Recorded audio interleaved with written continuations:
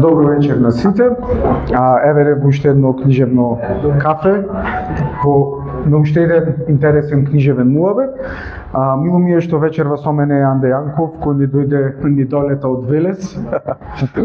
Од која страна идеше првото да те прашав, од кај Скопје или од кај Прилеп Битола? Добро вечер на сите. Дојдовме од Озгора. Ни се види интересно да свртиме на клуче, значи да не биде два пати истиот пат. Знаеш, прашувам зашто мислам дека самиот пат од Кичево до Охрид е авантура вредна за романи. Да, ама не толку колку сега доле што го прават, околу Битола, на кај. Да, тој ќе видиме кој ќе стане полегендарен. Не сме овде да зборуваме за патот, се разбира, посебно ниту за тој од Кичево, ниту за од Битола Прилеп. Санда сме тука да разговараме повеќе околу трилерот, околу трилерот како жанр во нашата литература, она што се случува на сцената, но се разбира како што е редот. Прво јас ќе си го представам Анде. Моето лично искуство со Анде започна преку неговиот подкаст, кој јас му бев гостин кој знае колку пати, последната сезона заврши со мене, па така што мене ми е ептен кеф што дојдовме сега во момент каде што јас те поканувам да ми си гостин на разговор. Меѓутоа тоа е што неговиот подкаст се појави во време кога ние немавме книжевни подкасти, немавме ни подкастери, што е за право, како прво, како второ уште помалку нешто што е посветено на литературата. Меѓутоа тоа е еден од ретките кои што веќе ќе те фати една декада, така, од прилика, од првиот роман. Да, со пишување се ако фати веќе. Значи, еден од ретките кои што една декада твори токму во жанрот трилер или криминалистички, ќе позборуваме за сето тоа како што реков претходно. Се започна со неговиот роман Едно лето во Крит, за понатаму да продолжи со серијалот за Виктор Николов, детективот Виктор Николов. Анде, уште еднаш, добре ни дојде. Добро е најдов и ви благодарам што сте одвоили време за култура. Полуре култури, како што ја нареков претходната емисија со Зоран, која ја гледав. Мене ми е особено драго што јас и Јордан имаме, како ќе дојде тоа, да ти не го сакаш англискиот момент на затворен круг, нели? Full circle.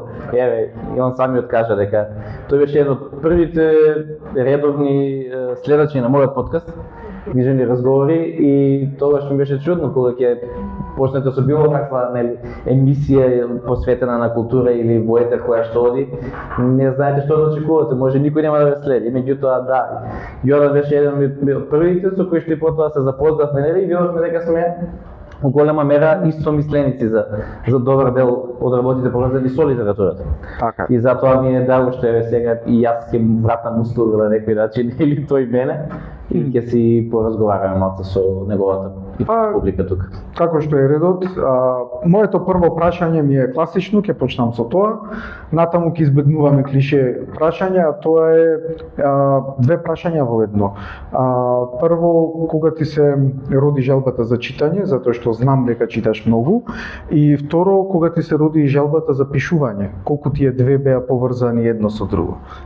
За читање претпоставувам дека од најрани години, како од школски години ќе му дојде. Ајде, можеби колку сте како ќе му дојде тоа љубопитни за светот околу вас, најверојатно ќе ве фаќа мераки за читање, па така и мене.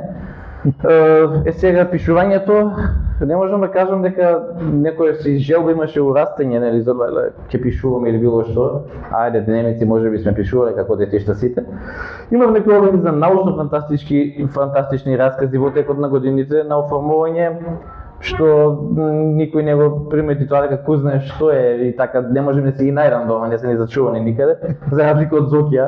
Меѓутоа, после таа некоја желба можеби затле, ете така, за некоја си моја посета на островот 2014 година, да некоја искра кај мене да запали за тоа дека нешто човеков има да каже, претпоставувам, и тука веќе влегов во приказната пишување. Баш супер си се намести за наредното прашање, значи го почувствувам моментот токму со Кримижано. Дали знаеш точно кога тоа се случи и како? Дали беше идејата за пишување на едно лето во Крит кое што си рече и ова ќе ми е интересно и да го пишувам, ајде да пробам да не е повеќе научна фантастика, или пак беше инспирација која што дојде од едноставно привлечност од читање на книги кои што се во тој жанр? Да, може да се каже, ајде едно лето на Крит е некоја потреба да се опише тој остров преку фиктивен наратив. Се надам дека успешно го доловив тоа. Сега, после тоа веќе дојде моментот на што понатаму кога имаш интерес за книга, што е малку нели скокотлива тема, леле. Не очекуваш на таков некој одзив, што беше добар стварно. И сега понатаму што се одлучив за жанрот, нели трилер. Ајде, едно лето на Крит е трилер, меѓутоа криминалистичко момент е сепак таму многу мал. Да. Може би го земав затоа што јас читам таков тип на литература, па ајде да се обидеме да напишеме таков тип на литература, што не е мала работа во секој случај. И понатаму некое влијание можеби од светски автори кои што ги голтаме. Јас верувам дека секој еден тоа што го чита пишува блиску до тоа што го чита. Или барем не може да избега од тоа. Можеш и ти да кажеш дали за тебе е така. Се согласувам посебно со второто дека не може да избега од тоа, затоа што некогаш подсвесно некои работи остануваат и ги применуваш или ги вклучуваш во своето пишување без да си свесен дека го правиш тоа. Затоа што едноставно ти се допаднало и сега си викаш чекај јас да видам мој начин да си го прикажам истото. Фактички таа максима дека секој ден ќе напише таа книга што сака да прочита најверојатно. Па мислам дека е така, затоа што реално кога ќе напишеш нешто, пишуваш тоа што сакаш и самиот ти да го читаш. Тебе треба да ти е блиску, некако до срце, интересно, тој процес. Да. Точно. Кој беше онај првиот момент кога пишуваше Виенски гамбит, нели првата книга од серијалот за Виктор Николов? Не, имињата баш ме интересира, чекај. После ќе те прашам за тоа. Значи ти имаш интересен избор на имиња, кој што дали колку свесно или несвесно ги одбра имињата и презимињата, затоа што на некој начин целото дејство е во Скопје, не е цело дејство во Скопје, меѓутоа главните ликови се во Македонија и Скопје низ повеќето книги и од тој аспект го прикажуваш со имињата и презимињата шаренилото на Скопје. Па баш ме интересира колку свесно или несвесно го направи тоа. Изборот на имиња во прв момент беше не случаен, меѓутоа, ајде, нешто што се обидуваш да ги доловиш на некој твој начин, нешто што тебе ти се допаѓа како име можеби или слично. Што сега кога дојде ред понатаму да се пишува ова подолга приказна и се повеќе ликови да се ветнуваат, тука веќе дојде тешкото, зашто? Затоа што не сакаш да се повторуваш, се разбира, иако има некои имиња што се повторуваат, меѓутоа и сакаш да им дадеш некој посебен шмек можеби на тие ликови преку самото име. Јас сум голем поборник на таа максима дека номен е стомен и дека името те опишува во голема мера, па така што добар дел од луѓето и го приметија тоа, затоа што нели ги читаат книги, едноставно живеат со ликовите исто како и јас. Така што да, тој на пример што се обидувам од тип на имиња, на пример, секогаш повеќе се да им метнувам ски, дека пак тоа имаат забележено дека ајде можеби повеќе е на оф или на еф, али ајде можеби веле се јас сум самиот оф, ајде па можеби тоа е поприсутно. Има интернационални имиња секако и некои ликови кои што се можеби одмешани бракови или слично. Тоа со имињата е интересна работа, мислам, настрано тоа насловот како ќе го смислиш, нели, после тоа имиња на ликови. Ти малце на подруг начин го имаш решено тоа со аспект на тоа не секогаш ги знаеме презимињата на некои ликови и не мора да ги знаеме.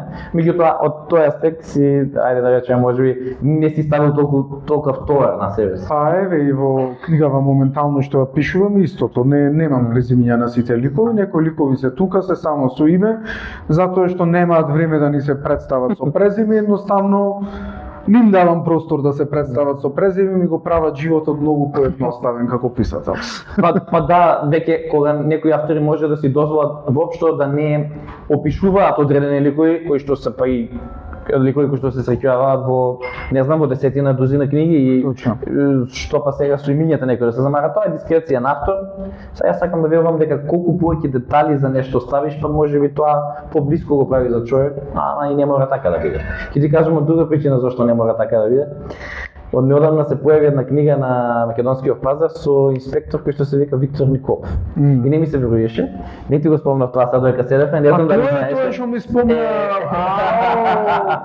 Дека сум во така. Па некако ете се погодило, дали е намерно или не знам, меѓутоа гледаш тој момент на конкретност, некој пат може не дека е глава болка да ти зададе, меѓутоа ете коинциденција која што нели понатаму може да ти годи, може да не ти годи, меѓутоа ајде. Јас уште сум во шок, не знам дали примети. Јас ќе вратиме снимката, видиме колку време Стоев чудо не виде. Не знам што да речам, значи немам видено за што се работи, би било интересно да го имавме авторот тука сега со нас, да си продискутираме, зашто верувам дека може да не е намерно. Затоа што се случуваат тие моменти, знаеш како и тоа што правевме муабет, некојаш ќе прочиташ или ќе слушниш нешто и подсвесно ќе го примениш кога твориш. Да, и тука сега една друга работа има она како се вика забелешки или дека сепак е често име и презиме во Македонија, таа дори знам еден или двајца полицајци кои што се викаат Виктор Николов. А не сум знаел дека има полицајци што се викаат така, кога сум го смислил како име. Тоа јас дознав еднаш, некој имаше коментирано, читател твој, дека другар пријател со исто име и презиме бил што е полицаец. Тоа е многу интересен момент кога едноставно се случува. Таа бариера меѓу фикцијата и реалноста се крши, што секогаш јас верувам дека е повеќе позитивно колку негативно. Ќе продолжев за имињава да кажувам дека јас бев изненаден за презимево му дека е во Велес и сето тоа, ама мислам дека доволно зборувавме за имиња и за презимиња. Ветивме дека ќе зборуваме за самиот Џан.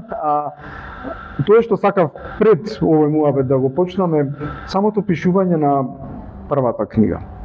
До доаѓање до една петта книга во серијалот, како ти лично се чувствуваше во градењето на самото дејство, на самиот лик, на се она што се случува, на сопствениот стил, колку беше тешко да се почни, да се оформи таа прва книга и колку е тешко да се продолжи да се пишува натаму?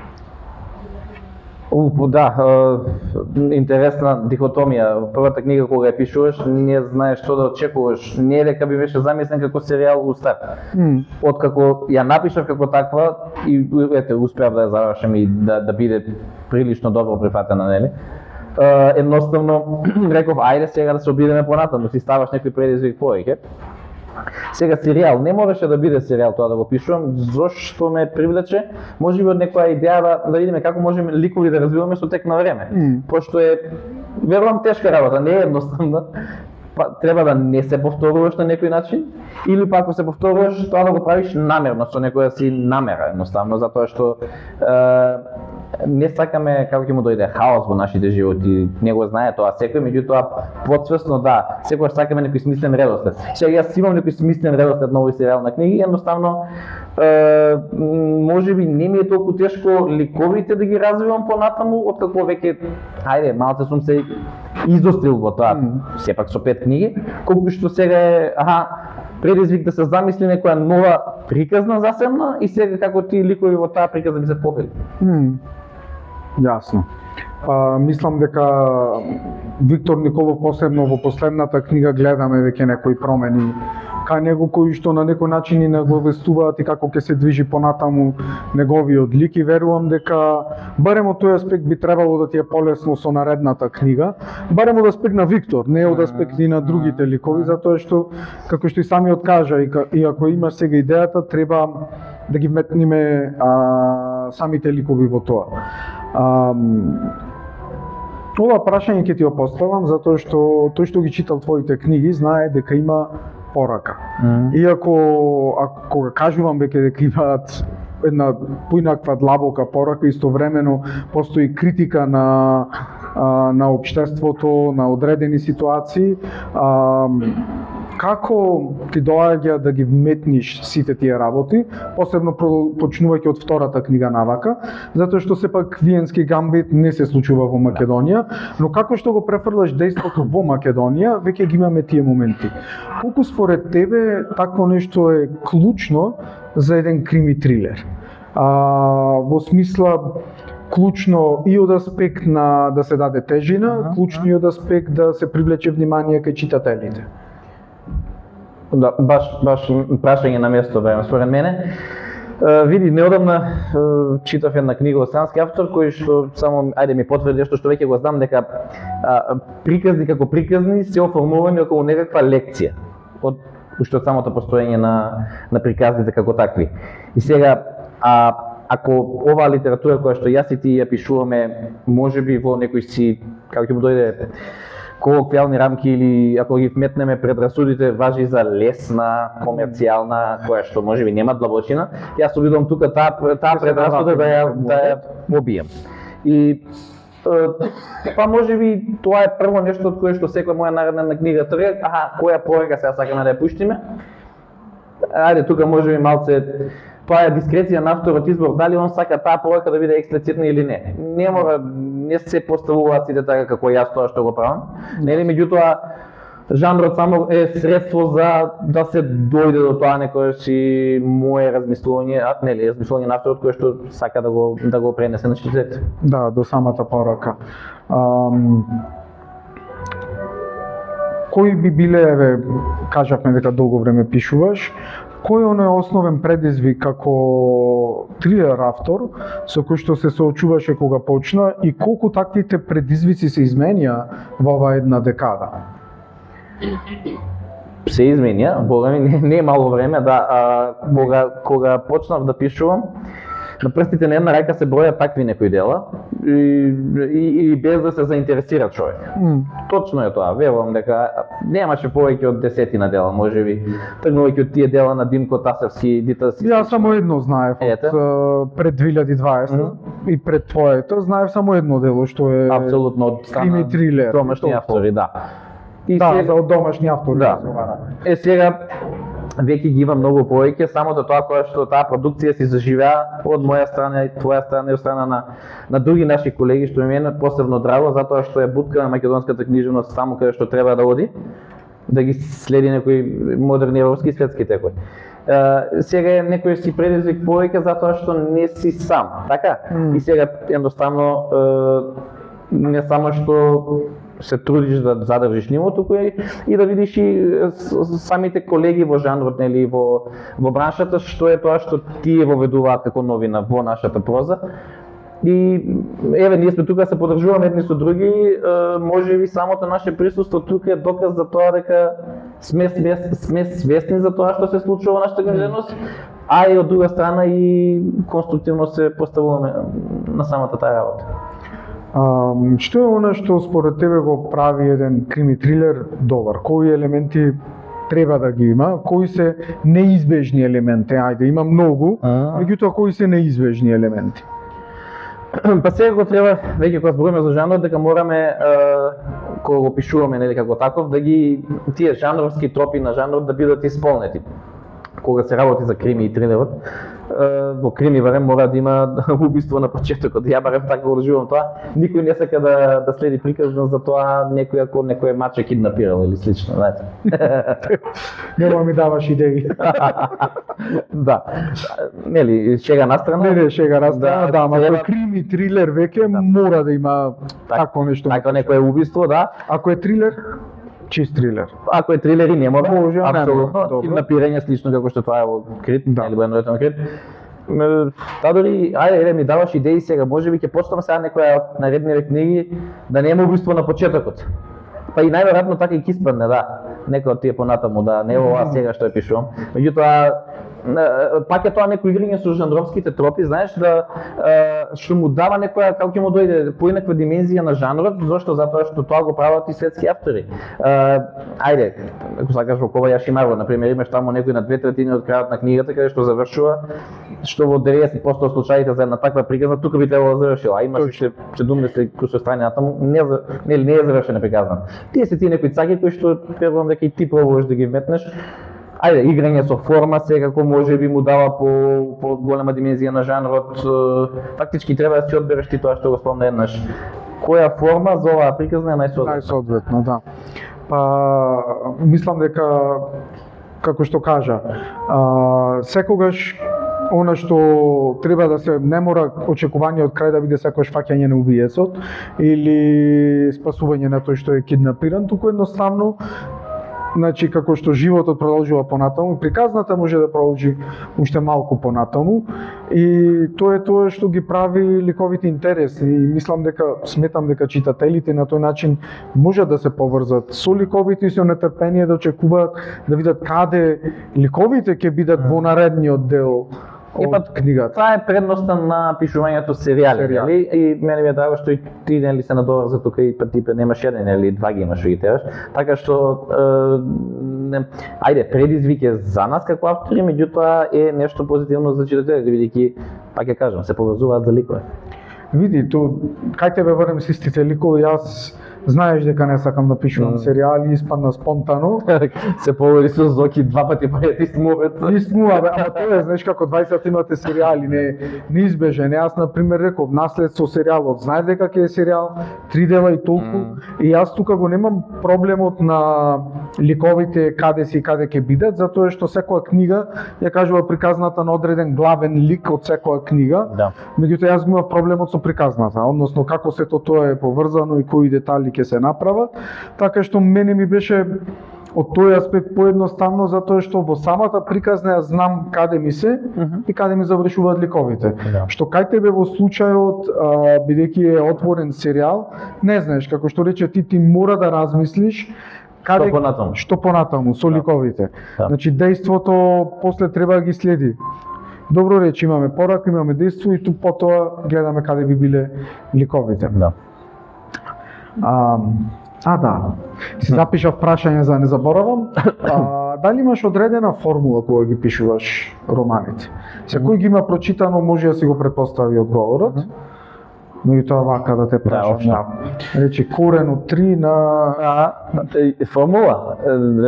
Ако имавме тука сега припадници на некои си други провиненции од литература, ќе се фатевме за врат. Се фатевме, ама не постои, знам, ама да речеме, не е тоа формула, повеќе како одредена шаблон, да. Не, апсолутно, ја го имам тоа и сум го неколку наврати го имам споделено нели во јавност.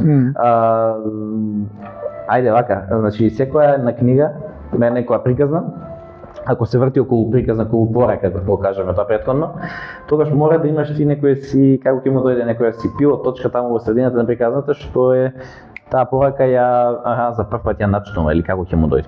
И сега околу тоа поле од прилика јас ја вртам приказната. Например, најчесто ќе биде од почетокот на романот до таа некоја негова средина каде што воопшто не е дојден тој момент, за од таа средина па до крајот на романот да е, ајде тоа некое подлабоко знаење, што ќе се случи со тоа знаење на крајот од романот. Ќе остане ли таа некоја теза на авторот, или ќе се смени сосема на крај, нешто друго ќе биде. Сиграш измеѓу тие неколку дихотомии на филозофија за животот што ги спомнувам.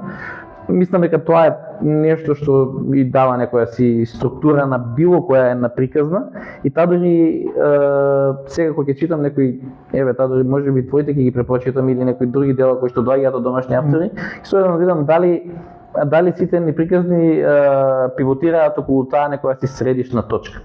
Затоа што не е ова нешто што јас сум го измислил, сум го сретнал некаде, но е апсолутно така. Приказната, верам, за мене ја гледам како патување од една точка до некаде и можеби враќање назад. И он има некоја друга насока, ама ако видите дека имаме наслови на книги кои што се буквално па и така насловени, Хобитот, таму и повторно назад, како беше филмот, тоа што повеќе од тоа, значи едноставно тоа е некој си универзално познавање што се пренесува со генерација. Кај што го почна муабетот, сфатив дека и јас на некој начин го применувам истото, не во сите книги. многу пронаоѓам во неколку, каде што да, почетокот е ова, продолжуваме таму, доаѓаме до одредена точка и го имаме моментот на или понапред или на враќање или нешто ќе кулминира, меѓутоа често си ги сакам јас во наводници спорите почетоци на книгите, затоа што Точно, да. не, знаеш како, мене ми се тие за ликовите. Значи јас си ги сакам затоа што сакам да дадам простор на читателите да се соживеат со ликовите. И тој е оној почеток кај што не се случува ништо, всушност се случува многу. Апсолутно. Едно од работите кои што ги споделувам и кои што сакам така луѓето да ги знаат е дека едно дело за да е како ќе му дојде, да има некоја тежина и вредност што зборуваш, што треба фактички тоа да направи со малку да биде кажано многу, што го спомна тоа.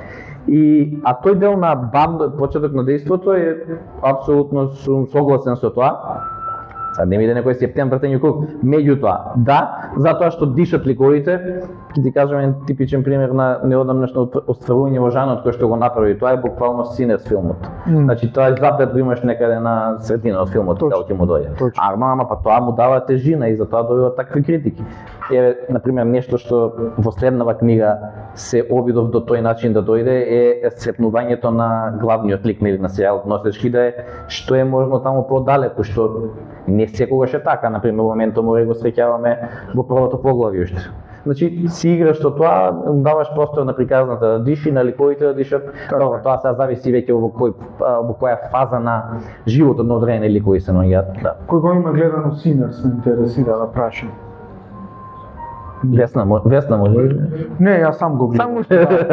Синер се вика грешница. Значи филмот е баш има еден бавен почеток каде што се запознаваме со ликовите за да дојдеме до интересна средина. Пресврт кој што не можам да речам дека е неочекуван затоа што сме имале претходно такви филмови, ама е толку добро изведено што едноставно кога ти ќе се вложиш со ликовите ја тераш приказната до крај. Не само тоа, и тој е апсолутно типичен пример за тоа што го спомнавме, ти имаш некоја средишна точка и пази сега како се приказната се огледува од двете страни. Имаш заедница која што гради нешто до одреден момент, за после тоа се да се распадне. Така што и таа дори тука го има применето на тој трик на Тарантино што го прави во Pulp Fiction, доста дојасно, кај што таа последна сцена хронолошки што ја гледаш уште самиот почеток, за после да ти биде нели контекстуализирана.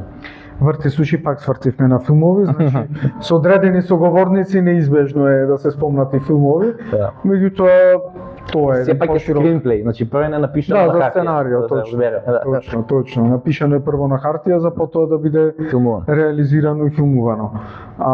Што сметаш, често сме го правеле муабетов дека жанровската литература воопшто, а посебно кон трилерот, кога се зборува на нашата книжевна сцена, имаме два односи. Едниот е однос кој што го градат читателите према нас, а другиот е однос на оние кои што се, ти го сакаш терминот книжевници, па ајде ќе го употребиме тој, и кои што го градат тие према жанровската литература. Или литературни критичари. И ти, немаме литературни критичари, да речем така, ајде да речеме писатели кои што имаат завршено книжевност, дали ќе е филолошки, дали ќе нешто од таа сфера. Каде всушност сме ние? Значи, Каде? Види, ние се ја барем, ама гледам дека ти го правиш тоа, се обидуваме да патиме таа некоја средина на како ќе му дојде. Ете, творење во одреден правец, во одреден нели жанр конкретно, што ќе биде, ајде, на некој начин официјално признаено како вредно. Така. Сега, јас сум апсолутно свесен и ја мислам дека та дори можеби порано од тебе некој дигнав раци од таа некоја Дон Киховска битка на тоа дали можеш ти нешто да се докажеш со некого или не. Дон Кихотовска битка, јас кренав од старт раци, не само повремено си сакам да боцнам. Апсолутно. И сега најважното е тоа ти што го правиш и дали за тебе има смисла, нели? Друго се ми е некако по страна, зашто? Затоа што живееме во некои такви средини кај што не само за книжевност, за многу работи сме назад, нели, како ги му дојде ментално со свеќањата и сега ајде, секогаш тие кои што се обидуваат некои нови идеи во било која сфера да донесат, барем прв поглед ќе бидат по страна ставани, така што тоа веќе и не чуди, ајде, некој пат не петка. Јас кога почнав не бев толку свесен, значи не влегуваш свесен, едноставно пишуваш книга која е квалитетна и очекуваш дека е квалитетна, се разбериме, затоа што ќе се напишеш сам нормално, ќе се речеш квалитетна е книгава, можеби ќе мислиш и дека е најдобра, зависи колку си критички настроен према себе. Меѓутоа го имаш моментот кога сфаќаш дека одредени кругови на луѓе само затоа што стои дека книгата е трилер, па дури научна фантастика, крими, нема ни да ја чепнат и истите тие после тоа критикуваат таа литература која не се ни осмелиле да ја читаат, а на спротивната страна пак ги имаме читателите, кои што јас со тегли не очекував таков одзив да имам, не очекував таква публика да имам, таква критика од читатели. Ама пак ќе кажам, од другава страна, немаш ништо. Дури кога им речиш, повелете книгава, ќе ти речат, не читам трилер. Че има таква реакција од наш писател. Избега како од чума. Ако го фатам, не знам, лепра ќе му пренеса. Нема да го достигне со одврт некогаш луѓе. Не станува збор. Затоа коментираме за моменталнава состојба. Не е точно дека мора да го достигне врвот или дека нема или така или дека ќе остане на дното. Јас секогаш велам дека книгата не е гевречето. Фати микрофон. И после никој нема да допре до него. Значи без разлика колку книги ќе напишеш. Добро кажано, книгата не е геврече. Така. Точно. Така е, ќе си излади и го оставаш кога ќе си излади толку. Ама затоа кажавме Донки. Не, апсолутно е точно. Ако. Можеби значи ние сме на кафе и на опуштен муабет, дозволено е. Можеби таа некоја си најголема болка што со предрасуда се трга на самото тоа што го работиш. Жако кажа кај мене во емисија на подкаст, вика во денешно време не треба предрасуда да имаш за било што, а најмалку па за книжевност. Што се согласувам со тоа. Меѓутоа е тука сме каде што сме, па видите сега. Јас ајде ако прашате некој вака визави во приватни рамки, како тие се чувствуваат за нивното творештво, за однос на таа дихотомија која што нима, па ќе рече ти завидувам, па ти имаш публиката или слично и сега како беше тоа.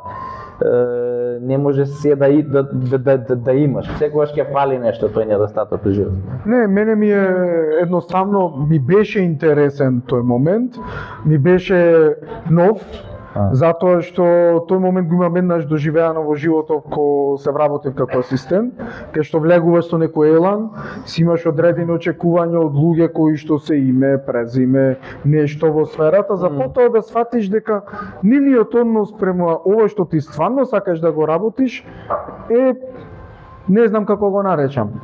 Значи, индиферентен, нема љубопитност, често го слушам коментарот од други автори дека не се читаме меѓу себе, што е интересно затоа што не се однесува само на жанровска литература, се однесува на се.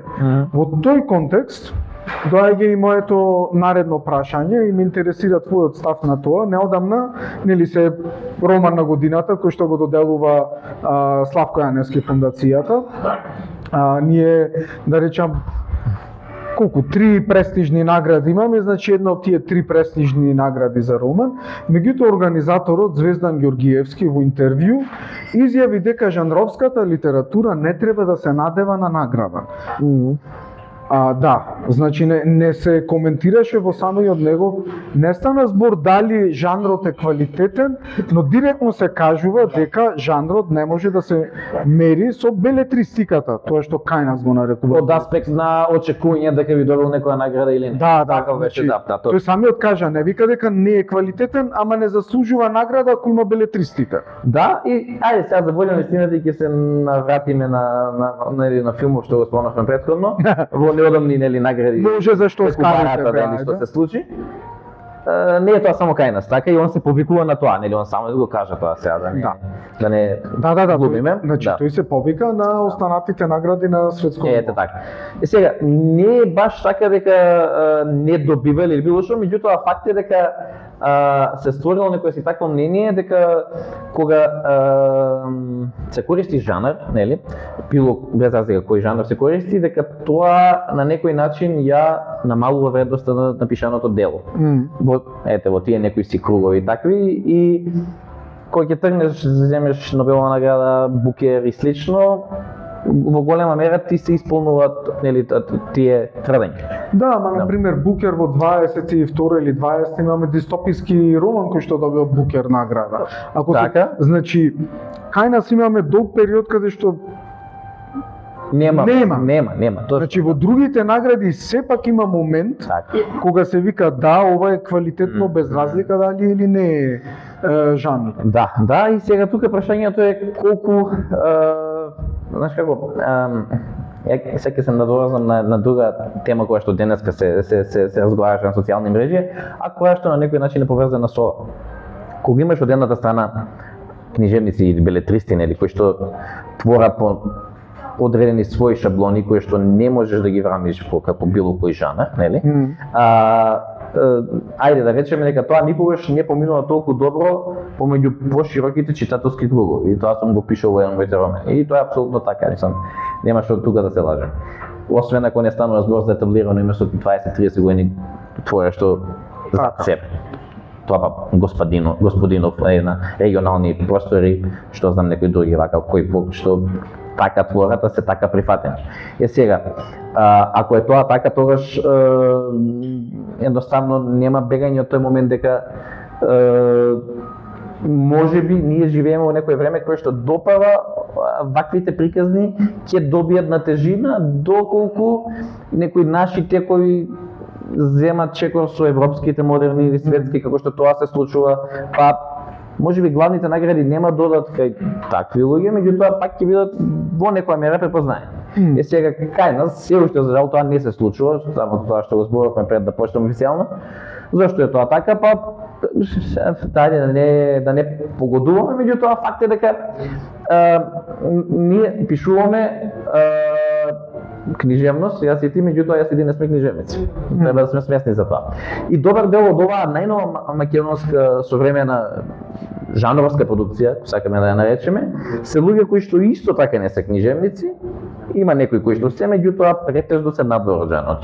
Ќе ги земе тие тука што се јавиле кај тебе, Зоран мисле че не е книжевник во секој случај, и уште Јован е психолог, што е сепак по страна малце, нели, не е книжевност, така што може би треба да си надвор од фелати, ова сум го зборил доста пати, па за некоја си по-агресивна точка или поглед да гледаш на самите ставови кои што се таму присутни. Пошто, ајде, сакаме ние да признаеме и некеме, и ние си имаме одредени предрасуди кон тоа што ние го читаме од таа страна, нели? Кои што сметаме дека можеби така не треба да биде. И сега јас отидов некој, ајде чекој можеби понатаму, па реков со тој еден мој роман кај што не е жанрот тоа што продава, тука е нешто подлабоко. Иако жанрот е само средство и тоа треба да сите да им биде јасно. Жанрот е средство за да се точно. Ете така. И жанрот тоа дури не е ни средство само во книжевност. Жанрот е средство и во музиката, и во уметноста. Дали ова значи дека не треба повеќе да поднесуваме книги во роман за годината или намерно да ги трупаме колку да можат да речат вака? Да. Па добро, ете јас свесно одлучив ова да не биде таму, зашто? Затоа што сум помислил дека тоа што го спомна, не се чита, прилично не се чита, и сега ако некој не те чита, па зашто воопшто, нели? Ако имаш наместен систем, единствен начин да го подобриш системот е воопшто не учествуваш. Знаеш како некоја си таква едно време исто паралела. Мислев дека еве ќе го оставиме книга колку да читнат, да видат дека еве вака не е така, ама често се прашувам дали се читаат книгите кои што се доведуваат или правиме од старт селекција на 10 книги кои што ние ќе ги оцениме, а останатите 30 нема ни да ги видиме. Нема да спекулираме. Може би така доаѓа. Мене ми е, знаеш, симптоматично е малце кога видиш, горе секогаш доаѓа до таа некоја изјава првична дека доаѓаме до прикази од најшироки палети на жанрови, се поздравува како такво. Да. За после тоа да е на некој начин потиснато. Да. Што е контрадикторно и затоа е едноставно. Нема да интересно ако не е контрадикторно. Луѓето се полни контрадикции, тоа е точно. Да. Така е позабавно. Анде, дали сакаш нешто да додадиш пред да дадам простор на публиката да се поразговара со тебе? Барем во официјалниот дел. Што знам, Мене ќе додадам дека ми е особено пријатно што сум на ваква едно местенце и продолжите да ги држите тука нели овие гостувања, така што да, и се надевам нели нареден пат пак дека ќе ви дојдеме, меѓутоа апсолутно за поздравување и да, секако нели, некој сака си праша нешто, слободно повели. Ајде, кој го скрчи денес мразот? Знам дека имате прашања, проблем е само кој да го скрчи мразот. И ќе им дадем еден микрофон. Кажувам, да, мојот микрофон оди вака патува. Патувачки микрофон. 1-2. Па и нема потреба од микрофон, И да. тоа е точно. Да. Ајде без микрофон дали некој сака нешто Ќе се отстрам, ја. Слушајте за Волјана вистината. Аха, ете го и Тони, таму е неговиот сега. Да, за Волјана вистината увеле сега кога има пред 5-6 дена. Тројица се отстрамија и таа дури немаше машко. Побаравме машко, никој не се јави. Јави сакал едно машко сега тука да има барем и доста јавно да биде, нели? Малце да сменим. Ако неки да еме збор на вас. Јас ќе се... Јас пред потврдим. Ако. Да. Идејќи кафе муаве. Да, дозволено е тоа. Колку Жарнов што работите и честит. Стан? Благодариме. Жарнов, да. Меѓутоа барате публика, читачка публика и така. Дали вашите дела се во библиотека? И дали се во библиотека и колку се позајмувани вашите книги? И ми се допаѓа како прашање. Одлично. Да. Сада Трамитро. Така. Значи дали се во библиотека? Да, апсолутно. Да, па бака, значи нели го имаме тоа како ќе му дојде КОБИС средство кое што нели веб страната која што ги води библиотечните записи и барем јас колку што гледам моите ги има во како ќе му дојде во 10 на 15 на библиотеки низ државата. Што е добро. Сега многу ме криво што не влегов кај вас, знам дека доше сипал 7 работа, тоа ваша, што е апсолутно за поздравување, нашите до 4 во Велес. Ама нели нареден пат кој ќе дојдам ќе проверам дали тука има или нели можеме и на веб страната да видам. Се позајмувани, може човек и да види колку се позајмувани, тоа е добро. Да, може да некоја си. Па и не треба да се разлочарани. Не, тоа не го кажавме, ние всушност ние Нашето разочарување е своја. Знаеш како, кога спомнавме за двете страни, заборавивме да кажеме за страна од читателиве. Мислам дека тука воопшто не сме разочарани и тука е оној контраст каде што ние имаме публика. Виенски гамбит до кој издание ти стаса? Мислам дека тоа е знак за тоа колкава е публиката. Ако имаме трето издание на една книга, која што не е купена за да стои некаде на полицата, туку е купена за да се прочита, значи има разлика помеѓу најпродаван и најчитан. Значи се разбериме. Имаме книги кои што се купуваат ради името и презимето, имаме книги кои што се купуваат да се читаат. И тука има разлика, значи ете имаш трето издание, јас сум веќе со 2 изданија од 3 книги, значи ние имаме публика. Тоа да не се дојде до прашање, да, и тоа и за поздравување. И фактички тоа не е радува и затоа сме тука присутни. Мислам дека тоа не мотивира да тоа е главниот мотив да се продолжи да се пишува и да. Заборавивме тоа некако. Па вие се новајли и треба времето да покажи. Тоа е точно, јас па го гледам да го ширите кругот. Да, и јас тоа го гледам со самото тоа што со тоа творештво некои 10 години назад.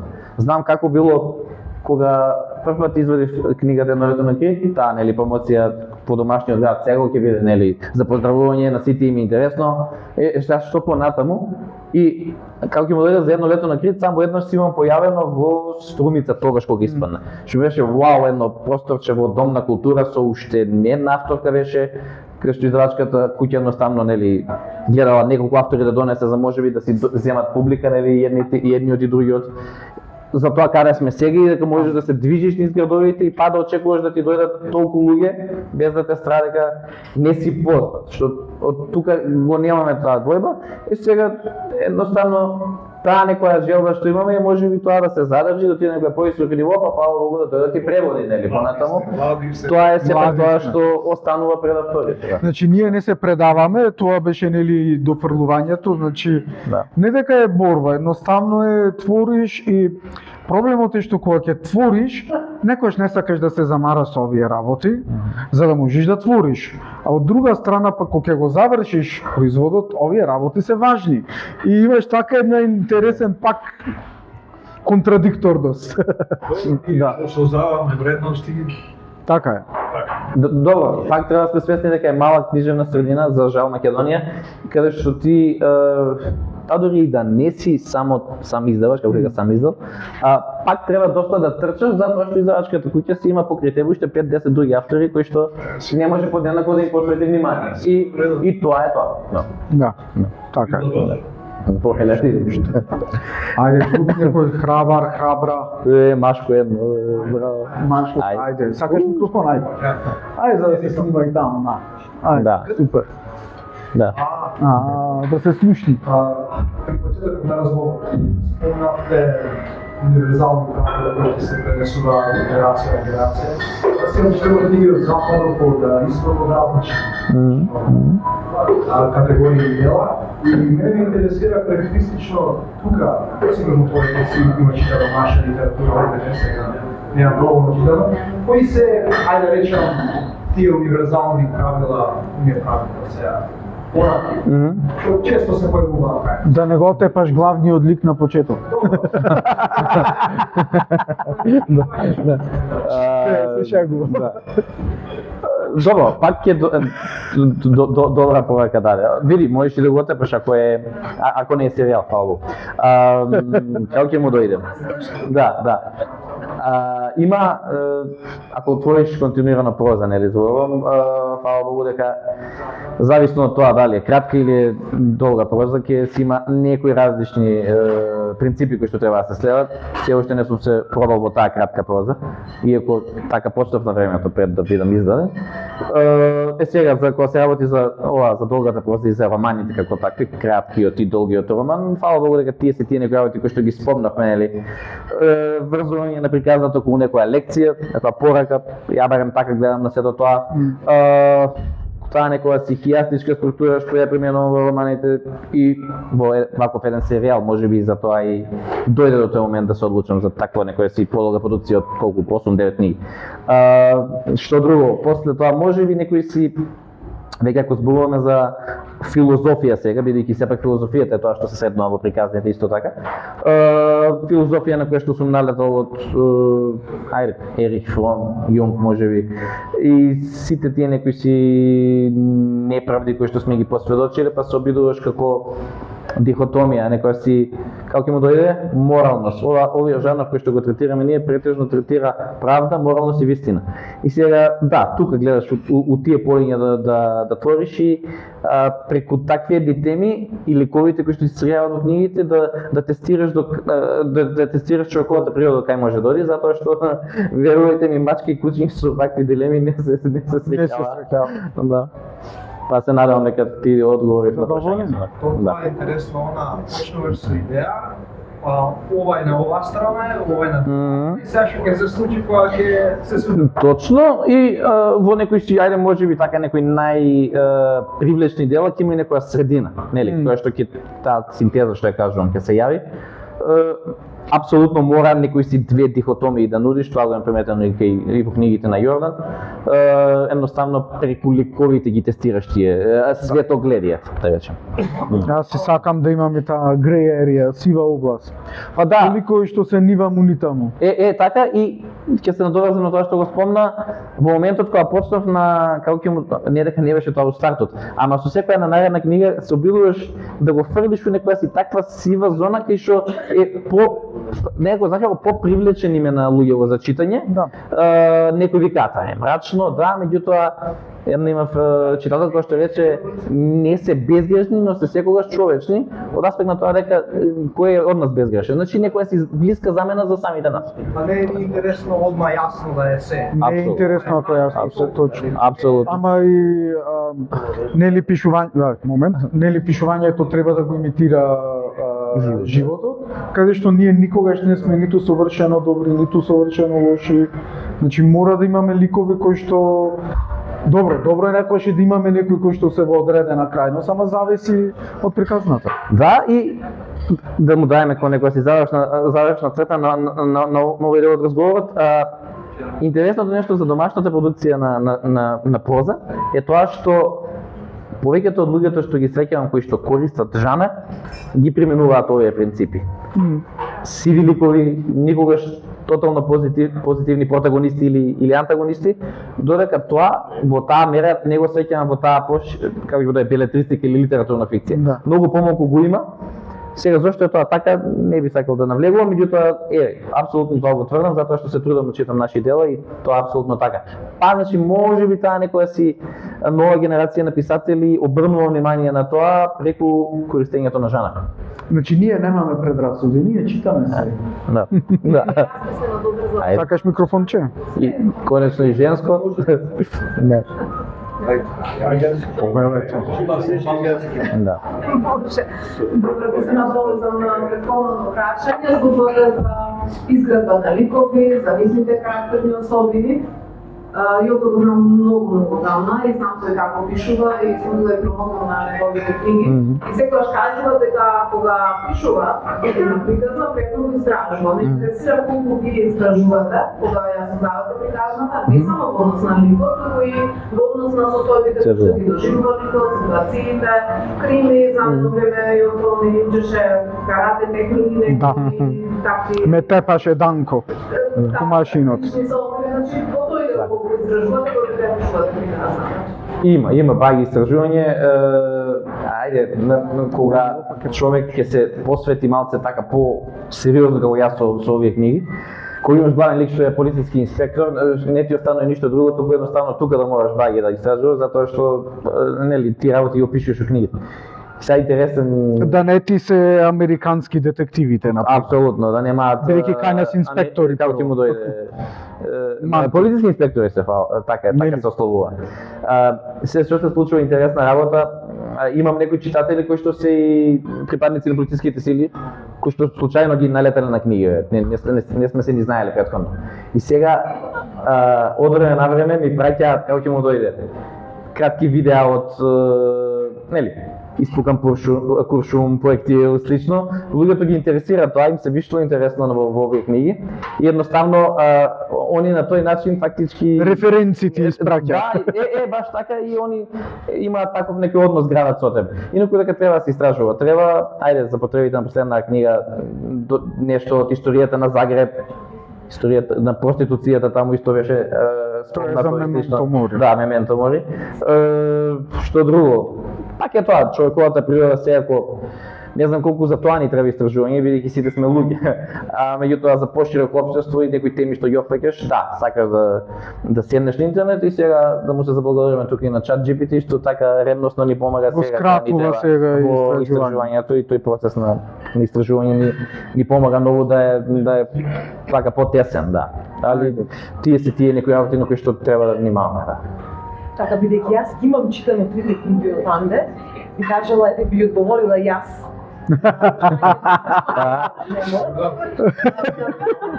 Елова, дека многу да се слушате. Зеби го микрофонот. Значи, кратко, многу, значи, фантастични книги. Јас волушев Данде. И затоа и си дојдов нели на промоксија. Вистина, од Гордан немам читано.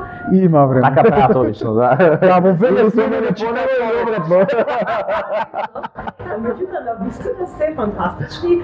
Иако првата книга му е така, може би е прва, меѓутоа на вистина ми не ми остави силен впечаток. Сигурен Лизик исто така беше. И баш делува дека многу како стручно препишувате тие работи. Во смисла однос со полиција, па со криминално досие на личноста. Така. Добро, тоа беше прва некоја потреба да се консултираме со полиција, пошто беше прв случај во Скопје. Да. Тоа се чувствува во самата книга.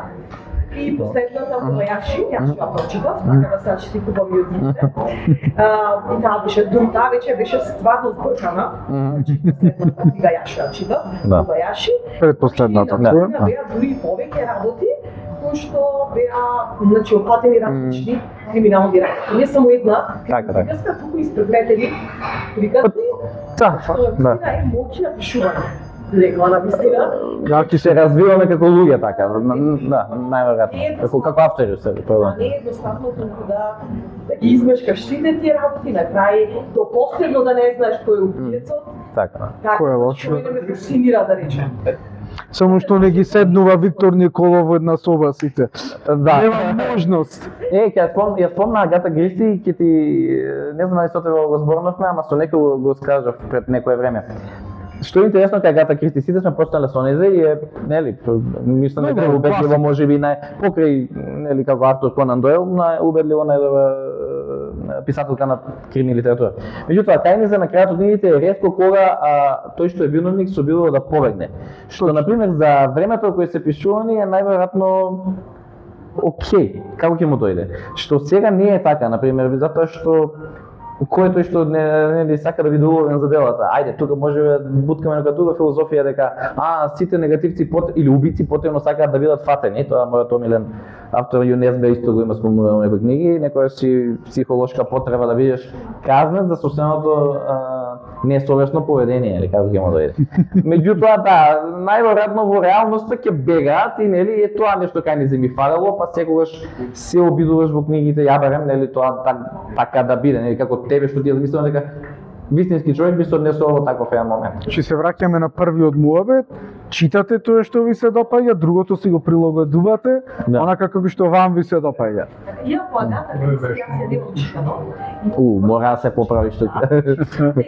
Во принцип, значи криминалистички романи и не сакам, тоа што го кажавте како некоја верзија, че имам поднос на тие книги, меѓутоа Значи од аверзија до Арно Ама. Да.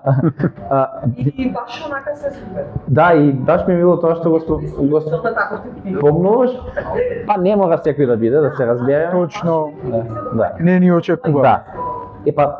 Ајде, неколку луѓе ги имам слушнато тоа што го кажат, што ајде, вајда позитивно, затоа што смениле предрасуда кон жанрот. Ама тоа не мора да има врска со жанрот, колку што има може да има врска со авторот. Затоа што некои луѓе едноставно, ајде, можеби не истражуваат толку литературна фикција колку што едноставно сакаат да напишат нешто што е блиско до тоа што нив им е запознавање и слично, или можеби тоа што го читаат. Не можам да кажам јас сега дека ајде првата книга е подобра од последната, нели, ама едноставно се развиваш како автор. Иако првата ќе ти биде секогаш најголема љубов, нели? Прва. Прашувајте можеш. Ајде, повелете, господине. Брзо. Ама вака микрофонот. Седица да кажат, нели, този комплексен мислам, баш така го развив нештата. Добро што, еве, вие вечер да почестихте со вашето присуство. Мило ми и мене. Тоа е неколку пати вака на овие вече ви разговори. Не знаев тоа, не ми кажал. Добро. За враца е микрофонот. Зашто јас сум на некој начин дел од уметноста, се пак имаме нешто заедничко уметноста. Но интересно ми е што тие некои разговори или тема, многу малку бера присуство на таа духовност наша или вредност на наша. Дали кај се случува тоа нешто во вашите тема? Не мислам само конкретно на религија, нешто него, знаеш, млади и малку со далечето од тоа поле. И Сонски голема празнина во тој аспект. Сите тие нешта, ке вашите дела и трилери, мислам дека на некој начин во многу постари дела што сме читали, присутни се тие моменти, знаеш, стравата од ова, стравата од Тоа што зборува пораките. Или да не сила моќ, знаеш, на моќ што има таа нешта, дали кај се... Има, Се сега... гледа дека го скокна разговорот со тебе, Марина, тато. Не беше тука и рече. Да, има, тоа некој пат може да се примети од самиот наслов на книгата, како сама Бог простува што ми беше. И сега, може би од таму и тргнаат тие длабоки некои комунистички пораки што се обидува човек еден автор да ги вметне во книгите. Не дека немало пораки од претходните книги, сите си имаат, како ќе му дојде, таа некоја филозофија за животот што авторот се обидува да ја тестира, да ја докаже, нели, како некоја докажана идеја. Да, не бегаме од тоа. Сега што знам, конкретно цркви и тие работи се спомнуваат, меѓутоа никогаш животот таму или таму како што некоја мера може би Венко Андоновски тоа го прави го собствените романи, нели, и некои други. Јордан сега имаше нели во Кошмари, така? Да. Кирил нели во Исак. Кирил Ангелов исто во Исак, да, тоа го објатнува доста, ама пак ќе кажам тоа му е исто него блиску, нели? Пак на некој начин тргаме од тоа што го знаеме секогаш. На почетокот нашето пишување, ето после тоа не мора да е тоа така и најчесто и не е така, некако луѓето се развиваат во некои други настоги, ама од па и затоа ете едно лето на ке било малте не некоја си преслика на приказ до некој си мој одмор таму до моментот на заплетот. Ете, секогаш тргаме тоа што го знаеме и сега едноставно доаѓа до тој момент колку ќе можеме ние да такви некои пораки да ги продолжиме да ги во нашите книги да ги ставаме, бидејќи сепак па прилично ревностно се твориме, нели? Да. Не сме бавни. Да. Ке има уште едно прашање, ма те оставаме, мислам дека добро издржавме денеска, можеби најдолг разговор ми е до сега. Па 1 сат точно. 1 сат точно со се прашања, со се. Така што па школскиот час е за ние да се помуабетиме, а остатокот е за вие да помуабетите со нас. Така да. Да. Да. Да, и плюс имаме сега неформално одружење, зависи Анде колку може да остане, бидејќи сепак треба патува назад за Велес. Да прашам некој сака да ви отвори врата през пијата. Добро, шега настрана. Ти благодарам Анде што дојде, ви благодарам и на сите што дојдовте. Еве некој се запалил кола и од Битола да дојде гледа. Да, испоштувале пошто не сакаат и веќе. Да, епа наредната недела ви поканувам пак, меѓутоа на еден поинаков настан. Ќе имаме промоција на книга поезија. При што планот за сега е самите средства собрани од промоцијата да бидат донирани за хуманитарни цели за малата Ева, така што остануваме во исто време, на истото место, само се една поинаква тема на разговор. Уште еднаш фала на сите што дојдовте. Фала ви.